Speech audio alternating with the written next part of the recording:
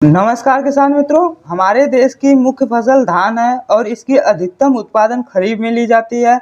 धान की फसल में पोषक तत्वों की बहुत अधिक आवश्यकता पड़ती है और धान से अधिक उत्पादन लेने के लिए एक संतुलित मात्रा में उर्वरकों को देना चाहिए। आज हम इस वीडियो में इन्हीं उर्वरकों की मात्रा पर बात करेंगे कि हमें बुआई के समय कौन कौन से खाद देना चाहिए। यदि हमारे पास डीएपी उपलब्ध है तो डीएपी कितनी देनी चाहिए, एसएसपी उपलब्ध है तो एसएसपी की कितनी मात्रा देनी चाहिए और एनपीके उपलब्ध है तो इसको कितनी मात्रा में देनी चाहिए और इसके साथ साथ कौन कौन से अन्य खादों का कॉम्बिनेशन बनाकर देना चाहिए। इस तरह की संपूर्ण जानकारी पर इस वीडियो में बात करेंगे, तो पूरी जानकारी के लिए वीडियो के अंत तक जुड़े रहिएगा। तो चलिए वीडियो शुरू करते हैं। यहाँ पर जो भी मात्राएं बताई जाएंगी वह 1 एकड़ खेत के लिए हैं। सबसे पहले हम एनपीके 12-32-16 पर बात करेंगे। यदि आपके पास एनपीके 12-32-16 उपलब्ध है तो इसकी कितनी मात्रा में प्रयोग करना चाहिए और इसके साथ कौन कौन से अन्य उर्वरकों का कॉम्बिनेशन बनाकर देना चाहिए।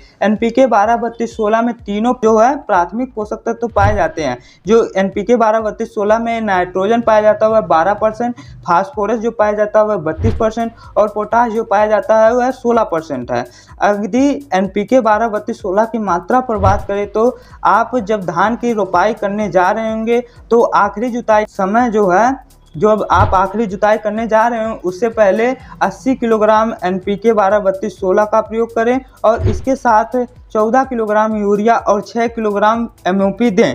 इसमें जो है एनपीके 12-32-16 में तीनों उर्वरक पाए जाते हैं, इसलिए यूरिया और जो एमओपी है, पोटाश है, उसकी कम मात्रा में आप प्रयोग करें। अगर आप बुआई के समय डाई अमोनियम फास्फेट अर्थात डीएपी का प्रयोग करना चाहते हैं तो आपको इसके साथ कौन कौन से उर्वरकों को देना चाहिए और इसकी कितनी मात्रा लेनी चाहिए। तो अगर आप डीएपी का प्रयोग करेंगे तो इसमें 2 पोषक तत्व जो है पाए जाते हैं। पहला है नाइट्रोजन जो कि 18% पाया जाता है और दूसरा है जो है फास्फोरस जो कि 46% पाया जाता है।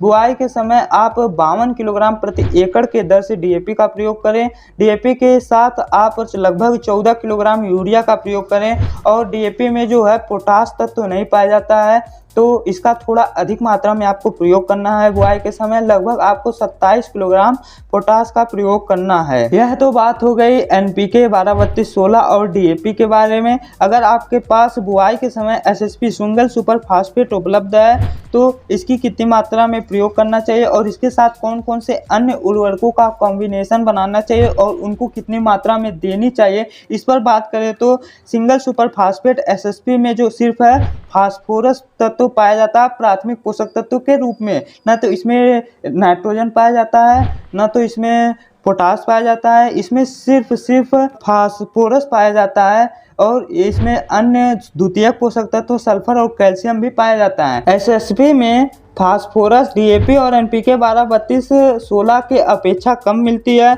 इसलिए इसको थोड़ी अधिक मात्रा में प्रयोग करने की आवश्यकता होती है। बुआई के समय आप लगभग 150 किलोग्राम प्रति एकड़ के दर से एसएसपी का प्रयोग करें।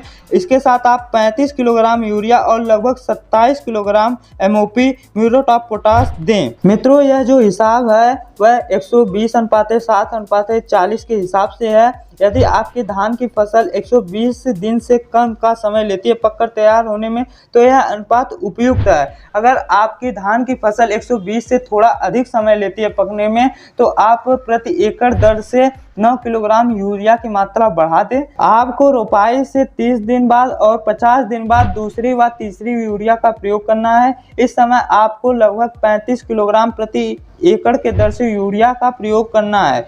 यूरिया की मात्रा आप अधिक मात्रा में ना दें। यदि आप यूरिया की मात्रा अधिक मात्रा में प्रयोग करते हैं तो लॉजिंग की समस्या, फसल गिरने की समस्या दिख सकती है। कीट व रोग अधिक आपके फसल की ओर आकर्षित होंगे क्योंकि ज़्यादा यूरिया देने से पत्तियां जो है वह ज़्यादा हरी हो जाती हैं और रसीली हो जाती हैं। एक संतुलित मात्रा में यूरिया का प्रयोग करें। मित्रों, धान की फसल में जिंक की कमी अधिक मात्रा में देखी जाती है। जिंक का प्रयोग फास्फोरस वाले उर्वरकों के साथ ना करें। जिंक की प्रयोग जो है आप पहले यूरिया के साथ कर सकते हैं। जिंक में कई प्रकार के जिंक आते हैं जिसमें मुख्यतः 21% वाला और 33% वाला आता है। यदि आप 21% वाले जिंक का प्रयोग करते हैं तो आपको 10 किलोग्राम प्रति एकड़ के दर से इसका प्रयोग करें। अगर आप 33% वाले जिंक का प्रयोग करते हैं तो आप 6 किलोग्राम प्रति एकड़ के दर से इसका प्रयोग करें।